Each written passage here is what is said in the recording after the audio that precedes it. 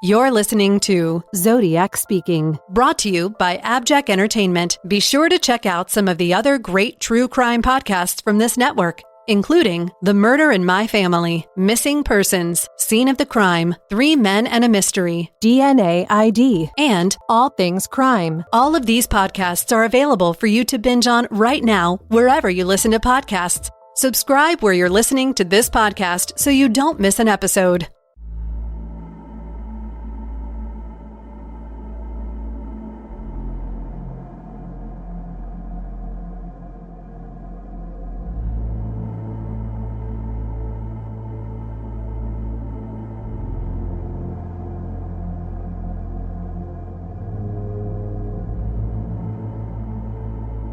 This is the Zodiac speaking. Hey everyone, Rich and I would like to welcome you back for part 2 of our Q&A special. Right, Dude writes, maybe talk about where we go from here. If it's possible to get more information released, where should efforts be placed in your opinion? I was told SFPD had a DNA profile. Is that true? Or, the following question, who really was Sam and how did he become the prime suspect for the Jim Dunbar show caller? Any background on if he ever confessed? Any knowledge about which law enforcement group did the detective work on this? So that was, I guess, a 2-part question from Dude. Yes, the first one is, I was told SFPD had a DNA profile. Is that true? Well, I think anytime someone says I was told this or I heard this, I have to take that with a grain of salt because I don't think the police would be handing out that information. From what I've heard from people I know that are working on the case, there's a real effort being done to keep stuff from leaking out. So I have a hard time believing that they would just say that. Now, that doesn't mean it's not true. I think they probably are working on something along those lines, but I don't know that they would release that and share it. So when someone says, I heard this or I was told this, I wonder if the person giving them that information is the most reliable person. Yes, I'll answer the second part of the question, unless you want to chip in as well. Sam from the Jim Dunbar show was Eric Wheel, a mental patient, traced by calls he made to the Melvin Belli residence. Melvin Belli's residence was in San Francisco, and so was the Jim Dunbar show. So this would have been under the jurisdiction of the San Francisco Police Department. Do you agree with that? Yeah, I think they definitely would have handled all the correspondences and connections there with both those. The next question is from Druza. Considering that the Falk-Zelms encounter was not printed in the newspapers or seemingly acknowledged by police until the November the 12th memo, does the allusion to it in the November the 9th letter definitively prove that the writer was indeed the killer? If someone isn't convinced by the sent pieces of Paul Stein's shirt, what evidence beyond common sense do you guys think does the best job of disproving the hoax theory? Well, I guess by hoax theory, they're talking about Thomas Horn's hoax theory. He's essentially pointed the finger at someone in Napa County as being involved in the cover-up Hal Snook. And the important thing about the Zodiac case is there's multiple jurisdictions. You've got Solano County, you've got Vallejo, you've got Napa County, you have San Francisco. So you've got all these different departments, different parts of Northern California, but they weren't working together. So for the hoax theory to work, you'd have to have someone that's connected to the letter writing in all the jurisdictions with the same writing that is fooling the experts at the time. And, again, Hal Snook theoretically could write letters in every case, but he couldn't have access to that shirt. That's one of the most blatant things that is just laughable, that he would somehow be able to have access to mail in a piece of Paul Stein's bloody shirt. The only person that could have done that was the killer.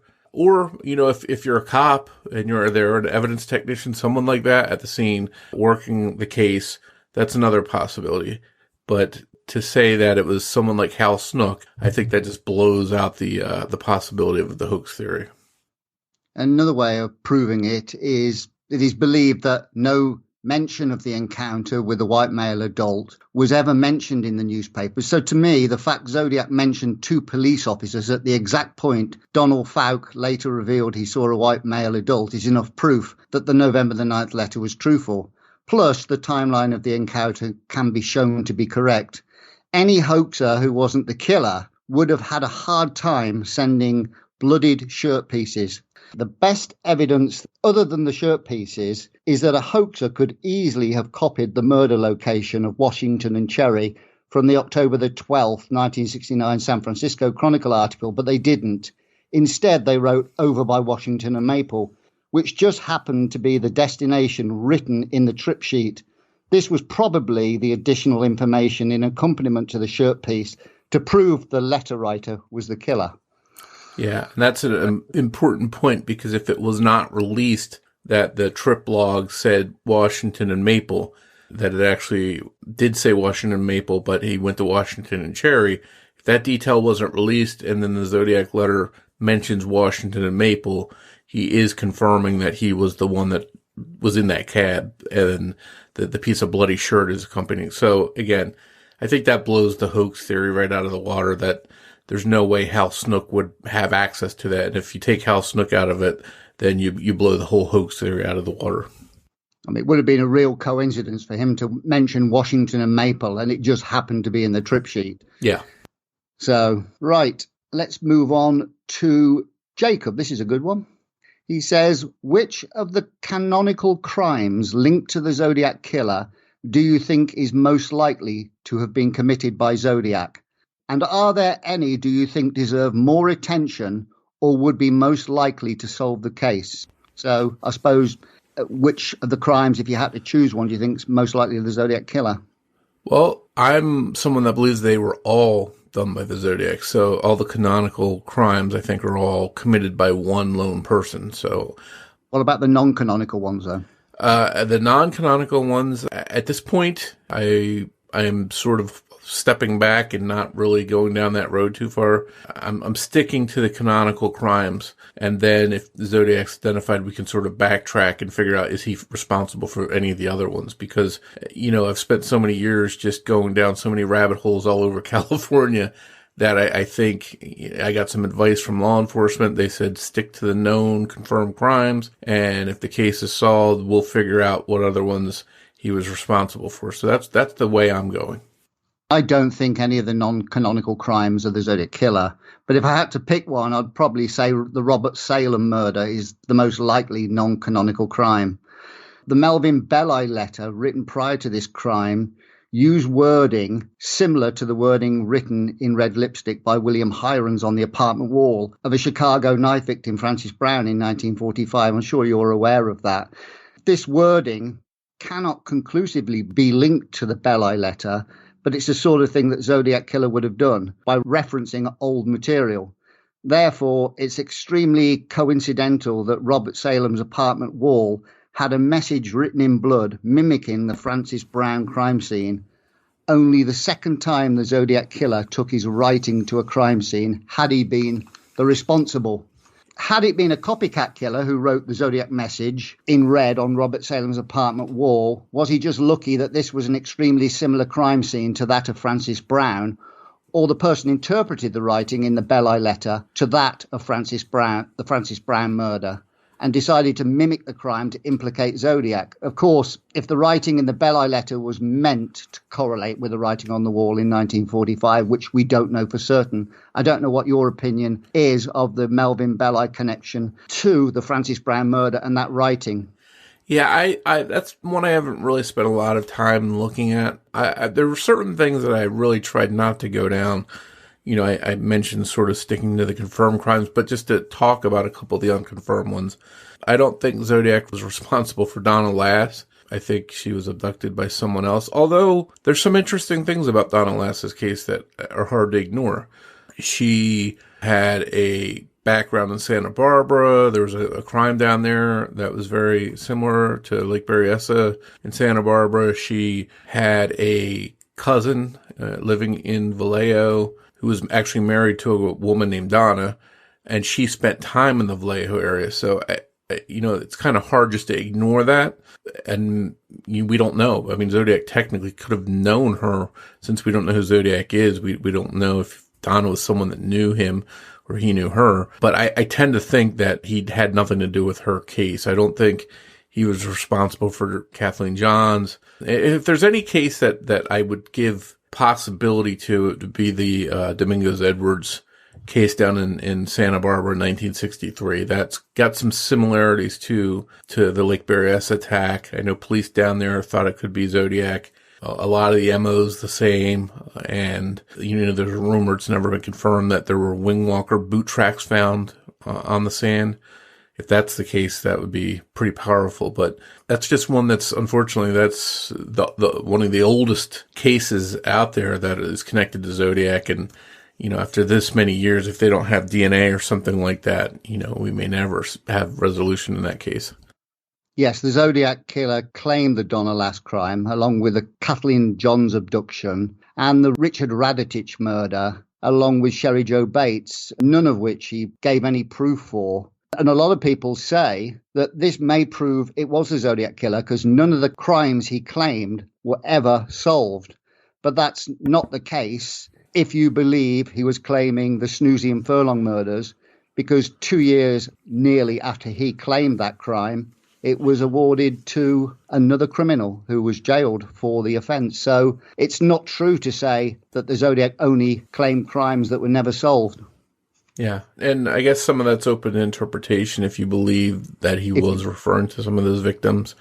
If you believe, yeah. Yeah, and even with Richard Raditich, for example, he said, I shot a man sitting in a parked car with a .38. Well, that loosely matches Raditich. But, he could have said, I shot a cop sitting in a police car. That would have definitely confirmed that it was Raditich he was talking about. But, I think Zodiac was someone to capitalize on big cases that were going on and get a little attention for himself. This next question is pretty similar, and we've answered it in part here. But Tim Thompson asks, seems many of the letters in early days of crime, Zed seemed committed to proving he was the killer. Details on the two Lovers Lane, Mark car at Berryessa and Stein's shirt. Would the fact no proof on further claims make you think Zed not the actual killer in future claims? Yes. I think we've covered that a little bit, haven't we? Yeah, I think that furthers the case that he likely was not responsible for those murders because he was all about providing proof. I think likely he was afraid when he was nearly caught in San Francisco, and he may have stopped murdering after that, but he wanted to keep the credit coming on different crimes, and he said he would commit crimes and not connected to himself, and maybe he did. You never know, but I think it's more likely that he just capitalized on those crimes through letters and had nothing to do with them, which is why he was never able to provide any kind of proof. There's a complete separation pre-Stein and post-Stein in the fact that most of the material he sent in later letters were basically cryptic and vague and never gave any specifics on the crime. So you tend to not believe any of these crimes were committed by the Zodiac killer. Otherwise, he could have given us a little bit more proof. I think that's what we're basically saying, isn't it? Yeah, that's where I land on it. Right, a citizen asks, I know you have your new suspect, Morph, but I'm curious if you, generally speaking, believe that Zed just stopped one day. It appears he stopped killing for sure by the 70s, but he was still writing letters. But then that stopped too, except for a couple unconfirmed. Can you repeat the question or the gist of the question? Yes, what he's saying is he knows that you have a new suspect, but he's saying, do you believe that the Zodiac killer just stopped killing? I presume that's after the Stein murder. It appears he stopped killing for sure by the 70s, but he was still writing letters. But then that stopped too, except for a couple unconfirmed. Yes. I'm presuming he means the 1974 letters. So what's your opinion on that? Yeah, so I believe, whether I'm right about my suspect or not, I believe Zodiac became afraid of nearly being caught at San Francisco. He was someone that, although he loved the attention, he wanted to be an arch criminal, he didn't want to go to jail. So I think he was scared and made a decision that, hey, I've got to do something else or I'm eventually going to wind up in prison. But he was still the Zodiac. He still had a need for the attention and to get excitement from that. So he continued writing letters until 1971. Now, my suspect, it just so happens that he lines up well with the stoppage in the writing. Zodiac stopped writing spring of 71. This suspect took a job for the state in spring of 71. Zodiac didn't write again for 3 years. Then again, he writes in 1974. My suspect gets engaged in 1974. And Zodiac stops writing in 74. My suspect gets married at the end of 74. So I think there were life events for the suspect that line up well with the Zodiac's activities from that 71 to 74 letter writing campaign. But some of the other question documents, he may be referring to, if he's not specific about which ones, one could be the Eureka letter, which this suspect, Eureka's 200 miles from Vallejo, but lo and behold, this suspect owned property out in the Eureka area. So just lots of little things that are lining up well with him. One interesting find was that he used an address in San Francisco 0.2 miles from the Richard Raditich shooting. So he would have been aware of that news, whether he shot him or not, whether he was Zodiac and shot him, or he just heard about it. It was something that was in the news. It was very close to him. So a good reason for him to put that in the letter. So for me, it was self-preservation. I believe this suspect was the Zodiac, and he stopped, not because he wanted to stop, but because he didn't want to go to jail. Short, sweet and simple. And he wanted to portray a normal life, a job, a wife, and all of that. And I have no doubt at some point he probably felt the need to send letters when he could, but not commit crimes. And, I think he maybe legitimately tried to change his life, or just simply did it just to look normal and cover up what was underneath. But I'm 100% confident that this is the right person, and, time will tell. I have a slightly different take in that I don't believe the letters stopped. I believe the Zodiac continued writing intermittently up to about 2001, but certainly 1987. There is no evidence, however, that he continued killing past October the 11th, 1969. There is a consensus in the Zodiac community of a killer who ceased writing in March of 1971, resumed in the January of 1974, then stopped completely. This is not something I agree with, but we're all different. Yeah, I think it comes down to what people believe is accurate and what is inaccurate, and if there's other things out there that seem to be, that click for them as being Zodiac, everyone's open to their own opinion. I think if we just go by what's officially accepted by the police and the investigators in the case, then we go with the canonical 71 and 74 letters, and for whatever reason, we don't know if they ever came to opinions on the later ones or what have you. Here is a very cryptic question for you from Corey Hagler. Could the motivation, besides collecting slaves, be a fascination with the fourth dimension? Has anyone ever asked if time was possibly the most important thing? That's a difficult one. Yeah, it's hard for me personally to say. The Zodiac seemed to be very specific about a lot of times and put them in different correspondences.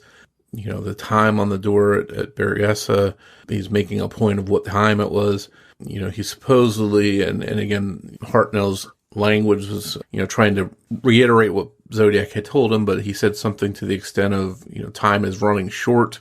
So maybe time was important to him. And, we don't know what motivations he had, or if he was just randomly doing stuff based on the Zodiac, based on solstices. There's so many different theories, and I don't think we'll ever really know unless we identify who Zodiac was, and maybe we can figure out what was driving him and what he was doing in relation to his killings, if it was tied to any belief in anything. In 2013, I did examine time as probably being a priority for the Zodiac Killer when I proposed that 13-moon calendar crime murders as a guide to his crimes. But since then, I've rejected my analysis. I don't think the murders correlated in any way to equinoxes, tides of the moon, or any other time-based theories. The only fascination I see was his compulsion to kill when the mood took him and when he had the time, which is why some of his crimes have been linked to around the holiday time and the weekends. So I think he basically just killed when he had the most time available to him and when it was convenient to him to commit the murders. Yeah, I agree with you on that. I think he was someone that had a job of some sort, 9 to 5, Monday through Friday, and, weekends and holidays, he was free. So I'm with you there. And I think I always got a kick out of like Grace Smith's book where he would say so-and-so was killed 3 days before the winter solstice or 6 days after the winter solstice. It's like, okay, you could pick any random day out of a month and it's going to be close to some kind of horoscope or zodiac or solstice. So to say something happened 3 days before or 7 days after, if every zodiac crime happened on the very day of solstice or an equinox or what have you, you maybe could say, okay, there's a pattern here. These all happen specifically on these days. But to say something happened 3 days before or 7 days after, to me, it's just random information. And, you could run into that across the board. Yeah, it's easy to go down these rabbit holes with number-based theories and time-based theories. And because we've got so much time on our hands, often we read into these letters and communications far more than they warrant. Yeah, and I've personally given up trying to figure out why Zodiac did what he did. I just want to figure out who he was, and then I think it'll be a whole lot easier after figuring out who he was to then going back and figuring out why he did what he did and how his correspondences were triggered, that kind of stuff. Herbert's Army asks, has Ross Sullivan's or other suspects, apart from Arthur Allen, DNA or fingerprints ever been compared to the Steinstein prints or Zodiac letter DNA? Well, in terms of fingerprints, we have the partial blooded fingerprint from the taxicab that is almost certainly from the killer, if we believe Armand Pellicetti, who stated he saw it on the taxicab when he first arrived on scene, and crucially before any responding medical personnel and reporters arrived. This cannot definitively identify a suspect because of a lack of points on the fingerprint impression, but can rule out suspects we know have fingerprints on file. However, almost without exception, every person who has a suspect with fingerprints on file will rubbish these bloodied fingerprints to keep their suspect in the running as Zodiac. It is the classic case of allowing the suspect to lead the evidence rather than following the evidence to its logical conclusion. I agree with you 100% on that. I think that people who have a suspect that doesn't match the evidence will tend to keep their suspect alive. I know without a doubt there's people that if this case was solved tomorrow and the police held a press conference and laid out the case why the case is solved, I know there's people that are so latched onto their favorite suspect they would question the police and their findings. So that doesn't surprise me at all. And I could speak to a little bit about Ross Sullivan. We're not privy to a lot of the reports out of San Francisco, and we don't know every little thing that was done to rule people in and out. But based on a letter from Vallejo reporter Dave Peterson, who is a big supporter of Ross Sullivan as a Zodiac, he wrote to Toschi, and in one of the responses, he mentioned that Ross's fingerprints were compared to Zodiac's without success. So I that doesn't say they weren't a match, but it makes it sound like there's a possibility that they were compared and they didn't match. So, the language is a little bit funky. Either he wasn't able to compare the prints or he did and they didn't match. Whatever the case is, the wording is weird. But, personally, I've moved off Ross Sullivan as a suspect, and that's all I could say on that part. Now, again, if we compare DNA, we don't know if they have DNA. The DNA that they previously had, we don't know how strong that is. It could have been from someone else. It ruled out someone like Arthur Lee Allen, for example. His prints also didn't match the Zodiac prints. So the stuff that there is, that we know there is, or that they think they had that was legitimately from Zodiac, ruled out someone like Arthur Lee Allen. But as far as what other evidence they have, or what new evidence that they're more confident in, such as DNA, we'll have to wait and see who that rules out and how that comes along. Do you think that some people who have written books about suspects, do you think that they will never, ever really want fingerprints or DNA to surface so that they can keep the story alive? I believe that 100%. Well, here's a quick one we've answered before, but I'll answer it briefly. Tim Thompson says, what do you feel was the first crime of Zed and the last? Which do you feel was the last correspondence from the real Zed? Well, I think the first crime was Lake Herman Road. The last communication, certainly from the Zodiac, was the 1987 letter, but I guess he was still communicating in 2001, but I don't know for certain. Yeah, and I'm back to sticking with the known confirmed stuff until I see something different. I'm thinking his first confirmed crime was Lake Herman Road. His last confirmed crime was the Stein murder.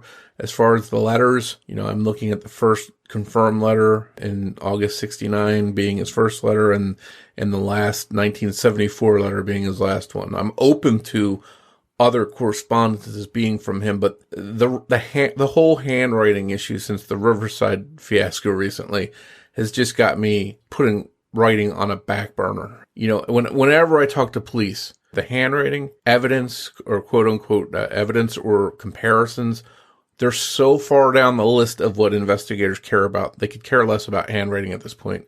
They want physical evidence, fingerprints, DNA, that kind of stuff. That's what they're all about. And to their credit, their point, they're right, because handwriting is always going to be open to someone's opinion. It's not science. It's an educated guess, whereas DNA, fingerprints, those are physical evidence and they're infallible. So I think that's the right way for police to go in this case. So there's no doubt at the end of the day that they have the right person. Yeah, because lots of people have found handwriting that they believe is similar to the Zodiac, shows how commonplace that type of handwriting was. And therefore, it's not an accurate determination of identifying the Zodiac killer. Yeah, and don't get me wrong, I've seen suspects' handwriting were just right out of the gate. I'm not a trained handwriting examiner, but I just see right from the beginning they look nothing like, wildly different.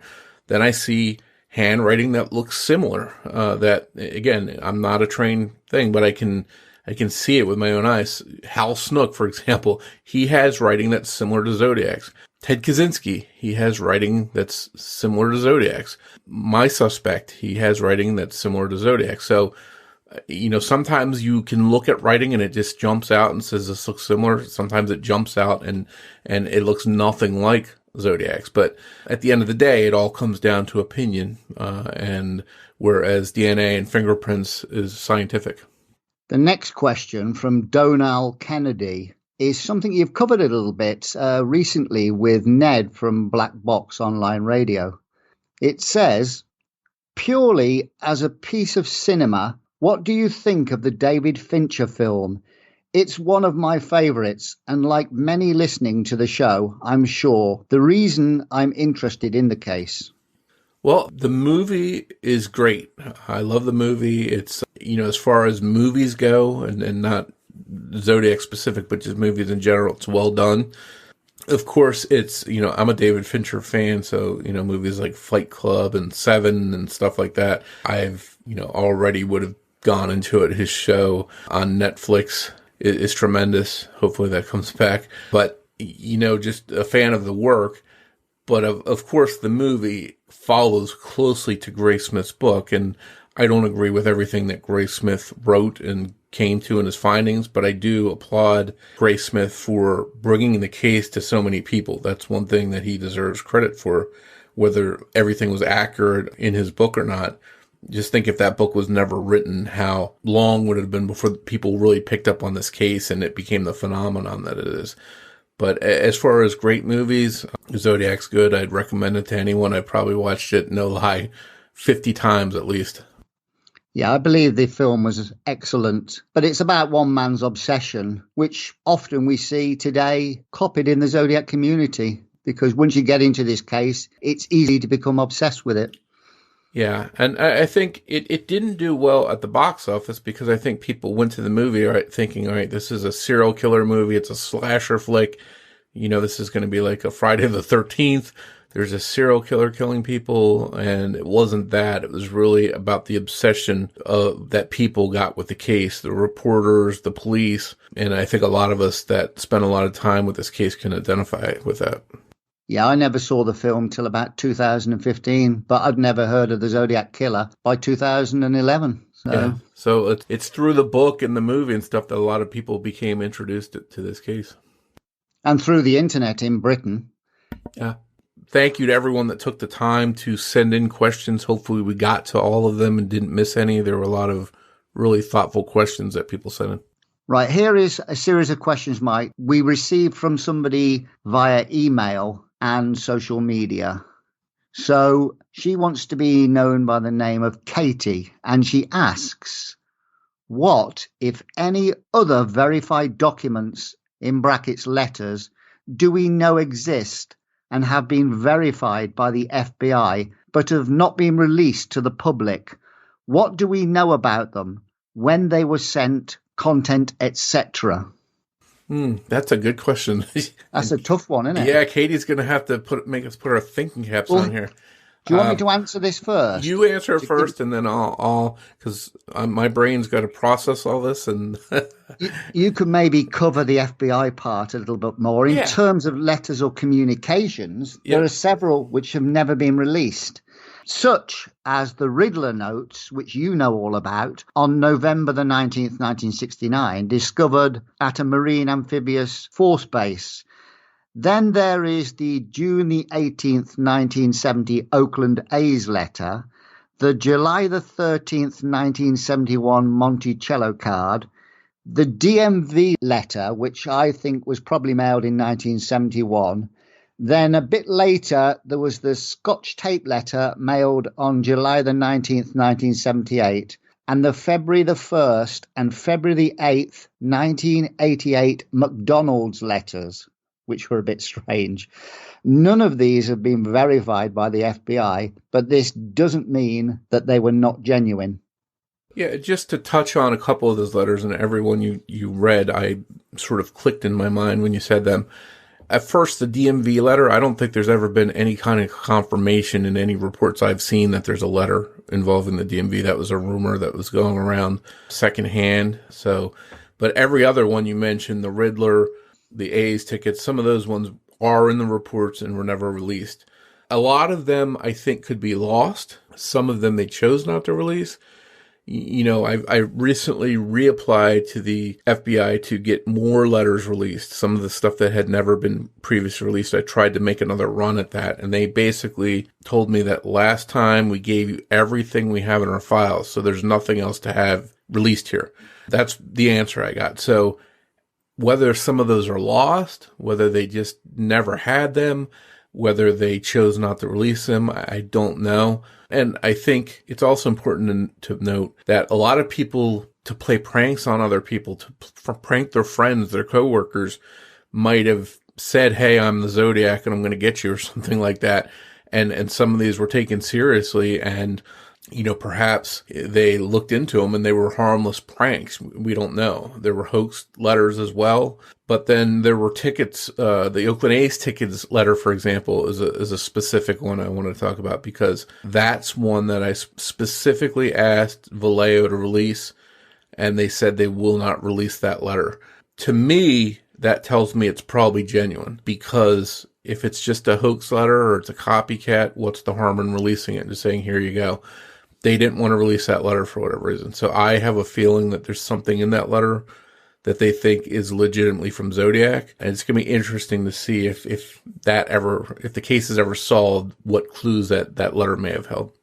I would say to Katie, if she wants to find out more about any of these letters, she can visit my site. I first got the Riddler letters, or the mention of the Riddler letters, from your forum. I don't know how much you remember about them, but those certainly seem to be probably a prank within people who worked at that base. Sure. And then the McDonald's letter you mentioned, I think, if I remember correctly, I remember the very specific mention of that happening in Tennessee and the mention of chicken nuggets.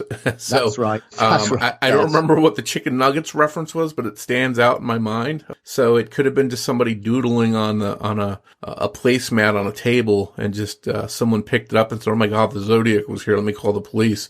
And it could have just had nothing to do with the Zodiac case, yet it wound up in the FBI files.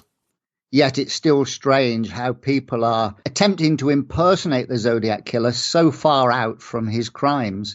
1988 is a long way from any of his crimes and his verified letters, and therefore, sometimes you think maybe it could be the Zodiac killer. Who would have the inspiration to keep imitating the Zodiac killer so far in the future? Yeah. I mean, even there was the case of the kid that supposedly did that in Connecticut and was identified as being a hoaxer, and that was years after the crime.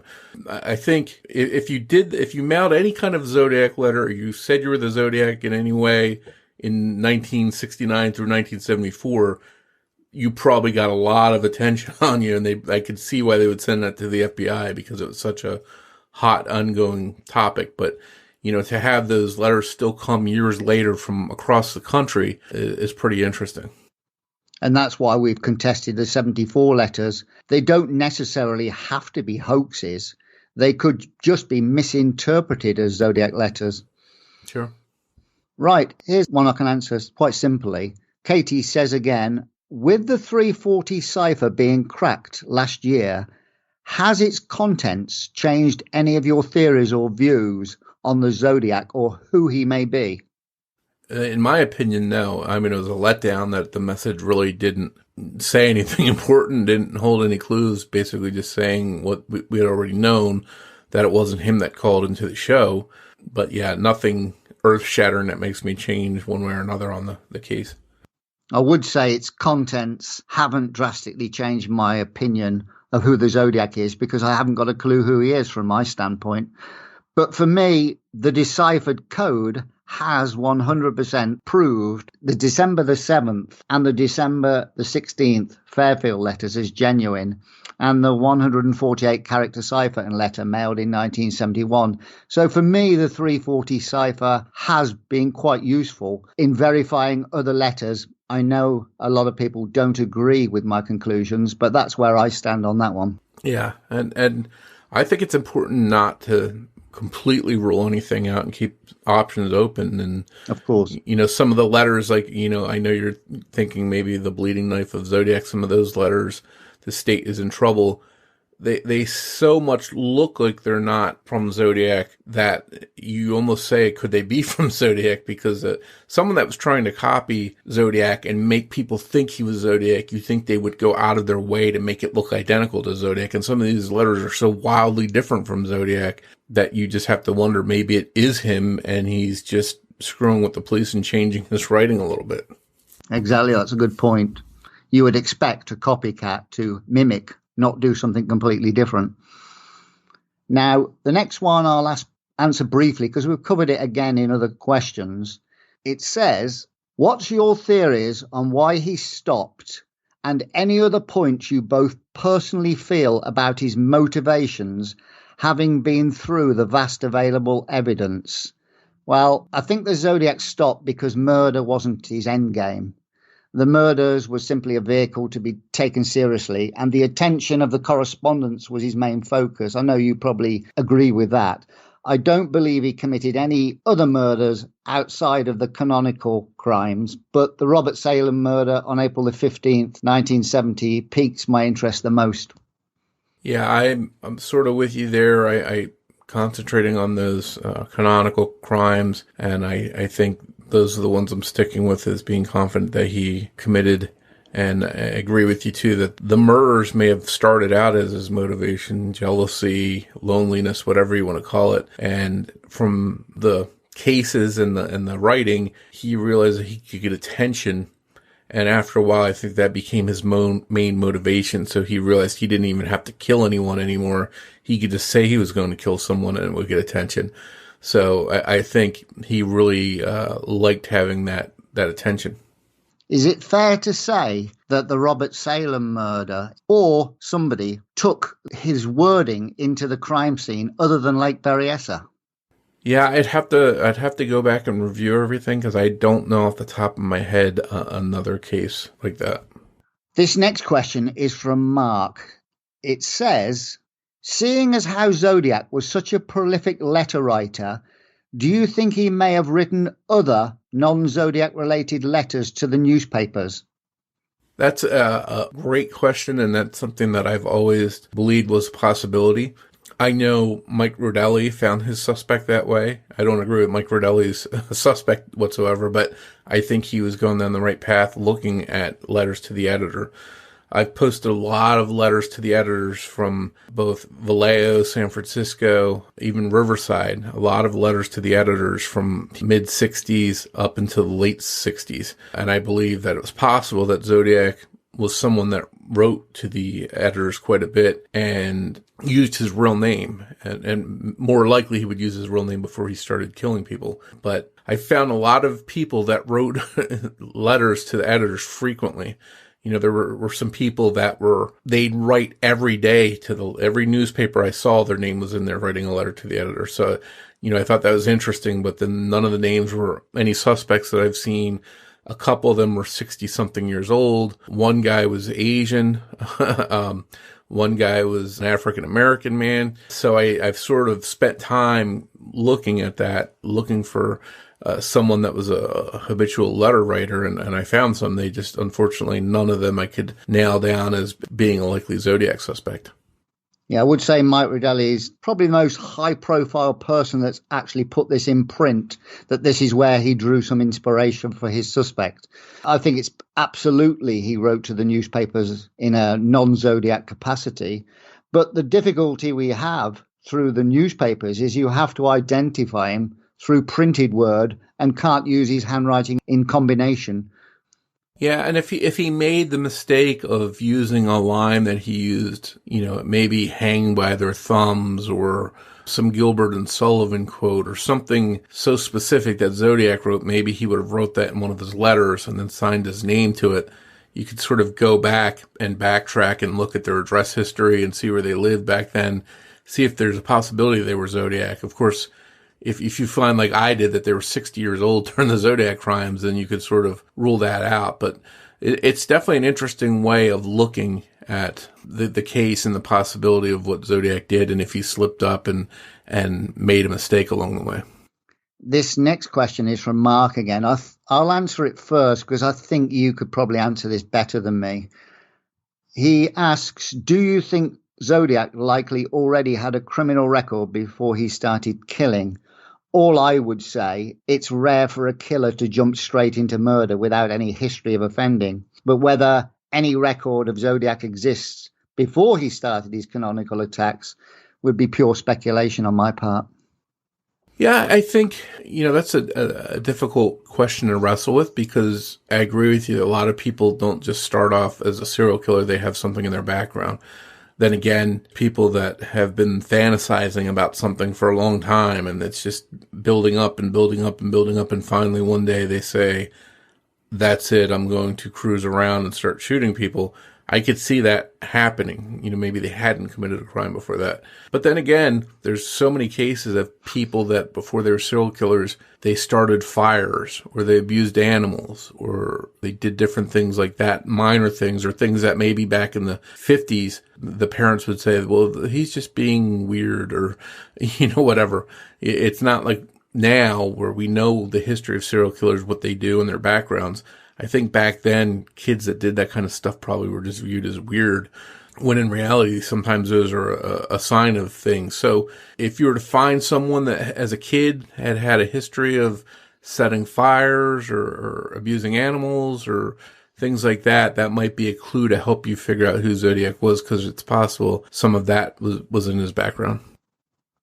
I mean, today it's so much easier with computers. So I don't know how successful they would be in tracking through by hand, like you said. Trawling through fingerprints is a mammoth job, and I personally wouldn't know where to start. because I don't even live in America. So that's probably better answered by you.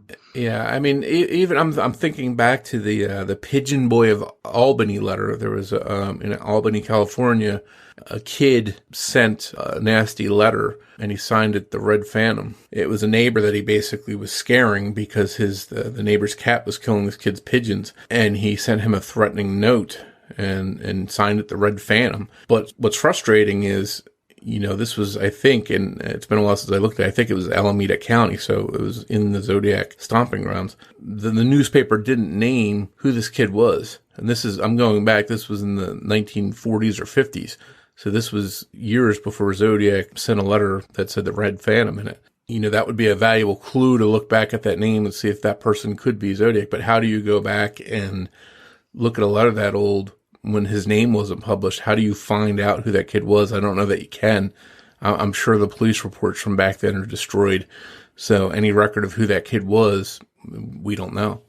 This is from Russ Thompson. It's a bit of a statement and then a question at the end. Point was made that the writer of the confession letters was imitating verbiage within the Detective magazine article about the murder of Sherry Jo Bates. Further point was made that the plot of the letter did not track with the known facts of the murderous assault. Therefore, the writer was not the actual perpetrator of the crime, which is the points we've made. Then it says, I do not think that the above conclusion is tenable.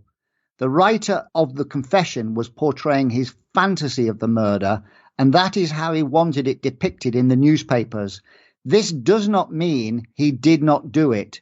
Getting beat up by a girl and having the fight of his life with her was not part of his criminal fantasy, but he was victor of the fight, so he left that out. Instead, he bragged and sexualized the victim and made public threats, much in the same way Zodiac would later.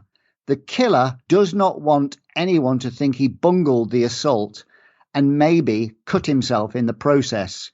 The killer tells you what he wants you to believe about him. How would you respond to the above arguments? I'd say that it's very possible. I think Russ made a lot of good points there. When you compare that to Zodiac made lots of statements too. Going back to the police call and Blue Rock Springs, that he wrote the letter. The person that said my car was brown was a Negro. So he basically is saying, he's painting a picture. He's letting you know circumstances that may not be true. He's painting the picture he wants to paint for police. When he said, I don't look the way I did in that sketch. I only look like that when I do my thing. And I used glue on my fingertips so that you don't really have my fingerprints.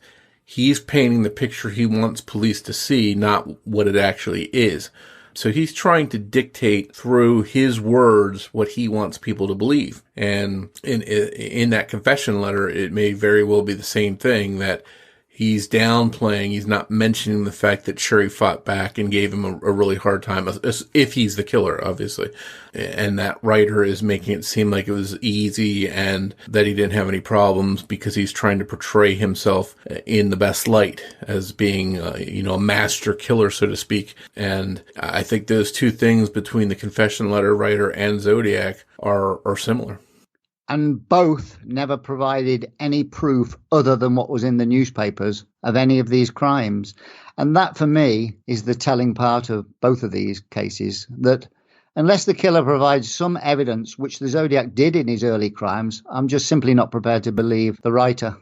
Yeah, and the confession letter writer sent in a personal belonging of Sherry's, or a clump of her hair, or a scarf, or anything that was confirmed to be hers, then that would leave little doubt, just like, Zodiac did with Stein. But short of that, there's nothing solid there that links the letter writer with being Sherry's killer. Russ Thompson says, I really enjoy hearing you two discuss this case. Follow up.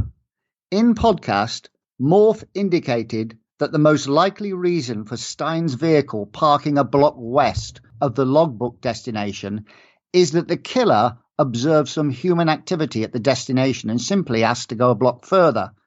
I had not much considered that, so silly on me. As Satan's lawyer, I ask, would it make any sense for the killer to continue his murder plan when witnesses are only a block away? The killer committing the murder at the intended destination and negotiating the unexpectedly rolling vehicle down the street explains his witness behaviour of wiping down the passenger side and dash.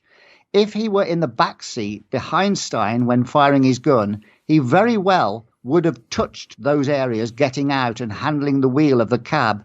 He would need to wipe off any prints he spread.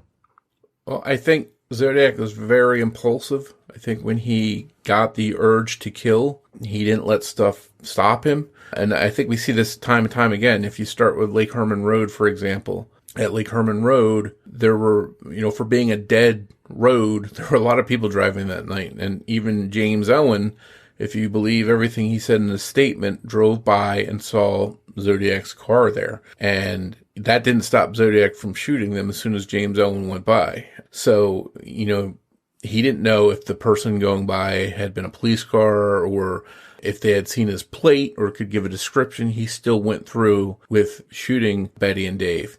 Then if you go to Lake Berryessa, there were a lot of people all over the place that day out around the lake. We don't know if the mysterious guy that people reported seeing, the dentist and his son, the girls that were out there were so many different accounts of people out there that day, yet Zodiac still went through in broad daylight wearing this executioner's hood.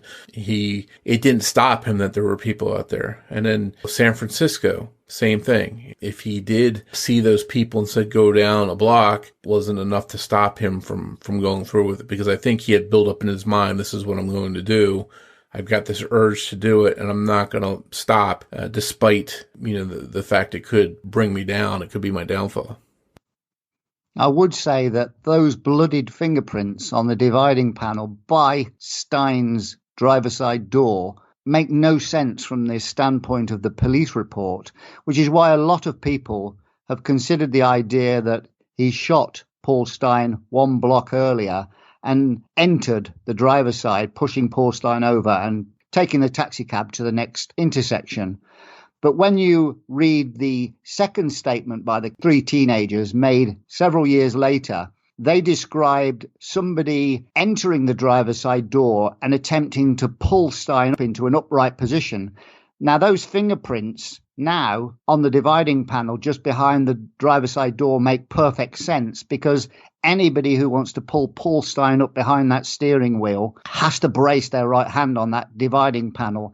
Well, that seems to confirm to me that the three teenagers were correct when they described somebody lifting Paul Stein up. That explains those fingerprints perfectly. I don't know what your thoughts are on that. Yeah, and you would think that he's going to want to wear gloves. Again, this may indicate someone who's not a master criminal. Maybe he had gloves on, then took them off, and then he decided to do something with Stein, and that's how prints were left. Obviously, it's a split-second decision that he makes. He's in the moment. He might have a plan, but then all of a sudden, a split second, he takes off those gloves, and then he touches the cab again without thinking about it. I could see him making a mistake, despite having plans to not make a mistake, because a master criminal even can slip up and do that. But I think it goes back to the possibility that he was impulsive, because he just shot Stein, and he's taking all this time to cut a piece of his shirt off. He's just moving around the cab. He's crawling around in it. He's wiping stuff down. How does he know the person, assuming he saw a person a block further, how does he know they're not looking at him? How does he know someone else isn't looking at him? It turns out someone was looking at him, but that's a lot of time to be there doing whatever he's doing with Stein. He obviously had something in mind that he wanted to do with Stein. He wanted to get a piece of that shirt. So he was impulsive. He was a little bit reckless, and it was that recklessness, that impulsiveness that allowed the sketch to be made of him, because had he just shot Stein and got out and walked away, we might not have the sketch of him. But he spent so much time there messing around the cab that it was resulted in that sketch. I think the fact that he was wiping down the taxi cab door handles seems to negate the idea he was wearing gloves. Now, he was wiping both of those door handles down, but I think when he leant into the cab and tried to upright Paul Stein behind the steering wheel, he probably inadvertently forgot he'd braced his right hand on that dividing panel, and that's why those bloodied fingerprints exist to this day. Yeah, and that's one of those clues that until we know who Zodiac was, we'll have to sort of backtrack and figure out why he did what he did and what mistakes he made along the way. Yeah, I think the Q&A 2-part episode here was a lot of fun, and it was something that we did sort of live without thinking about it or preparing for it, and it's really cool that everyone thought of some great questions, and hopefully down the line we'll do another Q&A episode, and it'll be interesting to see what questions we get then. Yes, I would like to thank everybody for contributing to this question and answer podcast. And yes, hopefully in another 10 or so episodes, we may be able to do another one. Thanks for joining us for this episode of Zodiac Speaking. Please make sure you're subscribed to the show wherever you're listening now, so you don't miss a single episode. New episodes of Zodiac Speaking will air every other Saturday. If you want to follow or interact with us on social media, we'd love to hear from you. You can find Zodiac Speaking on Twitter with the handle @PodcastZodiac, or you can search Facebook for Zodiac Speaking Podcast. And don't forget, you can get plenty of Zodiac details 24/7 by visiting my site at zodiacciphers.com or by going to Mike's site at zodiackiller.net.